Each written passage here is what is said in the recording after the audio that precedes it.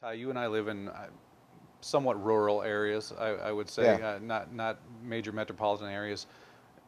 People might not have the same kind of options that live there Hmm. as they do in big cities. If someone, Right. comes down with a cancer diagnosis, where should they go? We hear a lot about going to Mexico for Yeah. some of these treatments.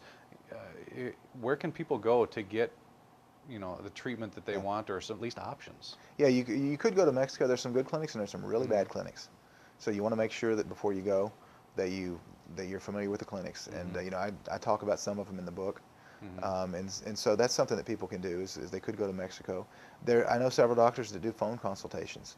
They will work with your doctor back home wherever you live, and they will work remotely, and they'll get the blood work, with the internet now and with email and Mm-hmm. scanning and all that, all in the luxury of your own home. It's very feasible to work with a doctor that's across the country. They can read your blood work through emails and work with your doctor to do that. And I know doctors that do that, and they work with them on nutritional protocols and so on. As a matter of fact, I know a Dr. Farley that Mm-hmm. you interviewed Yep. last year. He was working with a patient. He lives out on the East Coast. He was working with a patient that lived up in Canada, and he was working with their doctor. And he was actually working on a prostate cancer patient, and the doctor had prostate cancer. He had them both on the same protocol and cured them both. So so there's folks that'll work remotely, Mm-hmm. and then there's also some good clinics that you can go to that are in the U.S. and you can stay at a hotel close by, and be treated by that doctor there. And I was just talking to a doctor at lunch before I came up here that works here in the L.A. area that's got a clinic, and she uses all biooxidative type therapies and nutritional approach. She's a medical doctor too, Mm-hmm. and she's got a clinic here. She said she has 40 different medical doctors at her clinic that are all treating cancer patients flying, and she treats them there.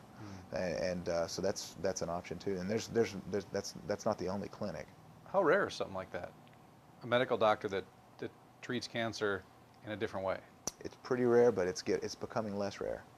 I was just talking to at the conference here today. I was just talking to a medical doctor that actually I graduated school from Baylor, and he came up and said, "Hey, I graduated from Baylor in '96 or whatever it was." And Uh-huh. he's a medical doctor, and he's now stepping outside the box and going, holistic alternative approach to Mm-hmm. treating his patients, and it's becoming more prominent, believe it or not. Which is pretty encouraging to me because that's the whole purpose, isn't it? Mm-hmm. Spread the word and get people outside the box, get them thinking in a holistic type approach, and a lot of MDs are actually doing that. My roommate from college, he's a medical doctor now. He's a surgeon, orthopedic surgeon in South Texas, and he's now doing a holistic type approach and nutritional approach.